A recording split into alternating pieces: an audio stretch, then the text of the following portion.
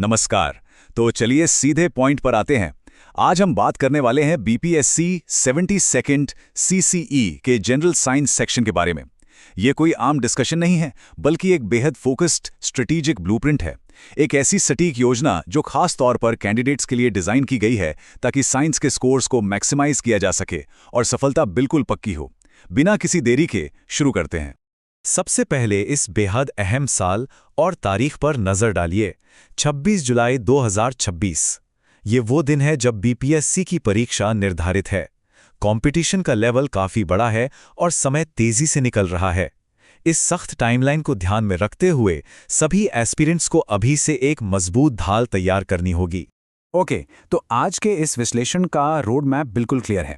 हम दी general science blueprint से शुरुआत करेंगे, फिर हाई यील्ड बायोलॉजी क्वेश्चंस, उसके बाद essential physics concepts, chemistry and everyday science, और आखिर में फाइनल प्रिपरेशन स्ट्रैटेजीज को डिकोड करेंगे। Section 1, the general science blueprint.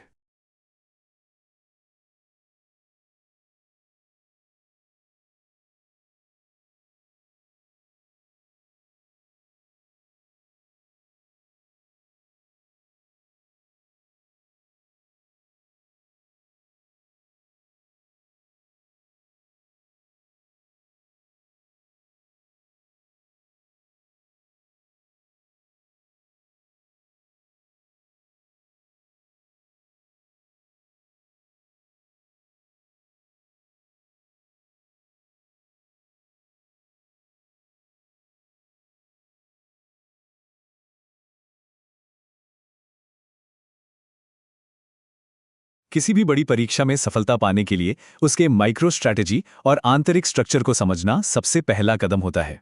अब यहाँ ध्यान दीजिए, प्रीलिम्स के कुल 150 प्रश्नों में से करीब 25 से 30 प्रश्न अकेले जनरल साइंस से आते हैं।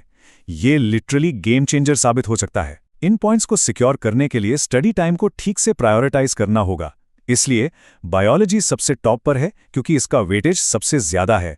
उसके बाद क्रमशः फिजिक्स, केमिस्ट्री और साइंस एंड टेक्नोलॉजी पर फोकस करना है। Section 2 high yield biology questions. Blueprint समझ लिया? तो अब सीधे चलते हैं सबसे ज्यादा मार्क्स दिलाने वाले सब्जेक्ट की तरफ और उन एसेंशियल फैक्ट्स का एक रैपिड फायर रिव्यू करते हैं।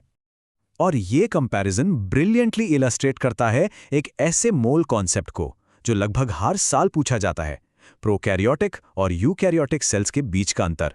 मुख्य फर्क सिर्फ इतना है कि प्रोकैरियोटिक सेल्स में एक वेल डिफाइंड न्यूक्लियस की कमी होती है, जबकि यूकैरियोटिक सेल्स में एक पूर्ण रूप से विकसित न्यूक्लियस मौजूद होता है। ये बेसिक फैक्ट है, पर मार्क्स स्कोर करने में सबसे आगे। अब ह्यूमन फिजियोलॉजी से एक क्लासिक सवाल देखते हैं। किस ब्लड ग्रुप को यूनिवर्सल डोनर माना जाता है? ये एक ऐसा क्वेश्चन है जो काउंटलेस टाइम्स एग्जाम्स में रिपीट हुआ है। और इसका करेक्ट आंसर है ओ नेगेटिव। एग्जाम हॉल के उस दबाव में ऐसी स्पेसिफिक डिटेल्स पर एब्सोल्यूट क्लैरिटी होना बेहद जरूरी है। चलिए अब प्लांट किंगडम की तरफ बढ़ते हैं। एक और हाई यील्ड सवाल, क्लोरोफिल मुख्य रूप से किन वेवलेंथ्स को प्राइमरीली अब्सॉर्ब करता है? इसका सही जवाब है रेड और ब्लू, यानी लाल और नीली वेवलेंथ्स। अक्सर ऑप्शंस में ग्रीन या येलो देकर कंफ्यूज किया जाता है, इसलिए इस इंपॉर्टेंट डिटेल को हमेशा ध्यान में रखना चाहिए। सब्जेक्ट चेंज करने से पहले आइए कुछ और क्रिटिकल बायोलॉजी कॉन्सेप्ट्स को तेजी से समराइज कर लेते हैं। माइटोकॉन्ड्रिया को हम सेल का पावर हाउस कहते हैं। एक नॉर्मल ह्यूमन बॉडी का टेम्परेचर 37 डिग्री सेल्सियस या 98.6 डिग्रीज फ़ारेनहाइट होता है।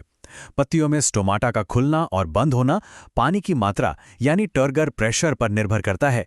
विटामिन सी को एस्कॉर्बिक एसिड कहते हैं और इसकी कमी से स्कर्वी रोग होता है। और हाँ, ट्रांसपिरेशन पुल ही वो ताकत है जो पेड़ों में पानी को इतनी ज्यादा ऊंचाइयों तक खींचती है। इन सभी पॉइंट्स को बिल्कुल फिंगर टिप्स पर रखना है। Section 3 essential physics concepts. अब हमारा फोकस मैकेनिक्स, हीट, लाइट और साउंड की तरफ शिफ्ट हो रहा है। फिजिक्स में हमेशा रियल वर्ल्ड सिचुएशन से टेस्ट किया जाता है। तो इस प्रैक्टिकल सिनेरियो के बारे में सोचिए। जब एक तेज चलती बस अचानक शार्प टर्न लेती है तो उसमें बैठे यात्री बाहर की तरफ क्यों झुक जाते हैं? तो इसका क्रूशियल पॉइंट ये है कि ये इनर्शिया ऑफ डायरेक्शन यानी दिशा के जड़त्व के कारण होता है। एक वस्तु हमेशा अपनी दिशा में होने वाले बदलाव का विरोध करती है, और ये कंसेप्ट सीधे तौर पर न्यूटन के फर्स्ट लॉ से जुड़ा हुआ है। अब ऑप्टिक्स का एक और बेहद इंपॉर्टेंट सवाल, प्रकाश की गति यानी स्पीड ऑफ लाइट किस माध्यम में मिनिमम होती है? इसका एग्जैक्ट आंसर है हीरा यानी डायमंड या कोई भी डेंसर माध्यम।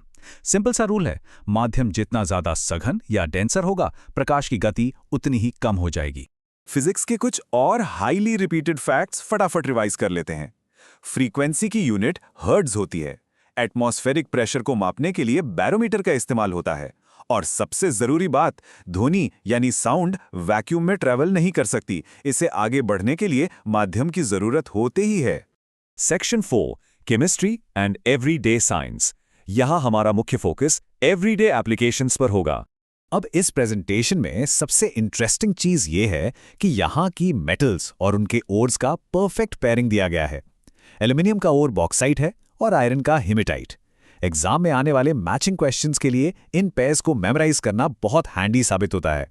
केमिस्ट्री के कुछ आखिरी और बेहद जरूरी पॉइंट्स देख लेते हैं। गोबर गैस में मुख्य रूप से मीथेन होती है। ह्यूमन ब्लड का पीएच लगभग 7.4 होता है, मतलब ये नेचर में स्लाइटली एल्कलाइन है। और एक आखिरी important fact, burning of coal एक इरिवर्सिबल केमिकल चेंज है। बाकी फिजिकल प्रोसेसेस के विपरीत एक बार कोयला जल गया तो वो प्रोसेस वापस रिवर्स नहीं हो सकता। Section 5 final preparation strategies. Factual knowledge को रिव्यू करने के बाद अब आगे बढ़ते हैं अपने highly actionable step by step study plan की तरफ। चलिए देखते हैं कि एक सक्सेसफुल स्टडी कैंपेन का एग्जैक्ट क्रोनोलॉजिकल सीक्वेंस कैसा होना चाहिए। पहला स्टेप, क्लास 6 से 10 तक की एनसीईआरटी साइंस बुक्स को थॉरली पढ़ना है। दूसरा स्टेप, पिछले 10 सालों के प्रीवियस ईयर क्वेश्चंस रिवाइज करना, खास करके 65th से 71st बीपीएससी के पेपर्स। तीसरा स्टेप, बीपीएससी के स्पेसिफिक 5 ऑप्शन पैटर्न पर कंटिन्यूअसली प्रैक्टिस करना। और चौथा step, regular mock test solve करना। ये स्टेप्स वाकई एक बेहद मजबूत फाउंडेशन बिल्ड करते हैं।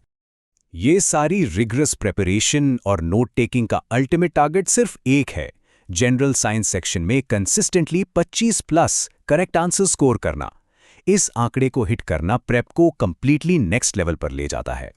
तो अब सवाल ये उठता है, क्या एस्पिरेंट्स वाकई इस ब्लूप्रिंट को पूरी निष्ठा के साथ एग्जीक्यूट करने और मॉक एग्जाम्स में लगातार उस 25+ टारगेट को हिट करने के लिए तैयार हैं? स्ट्रैटेजी क्लियर है, रिसोर्सेज पता है, अब टाइम है अपने प्रेपरेशन को इवैल्यूएट करने का।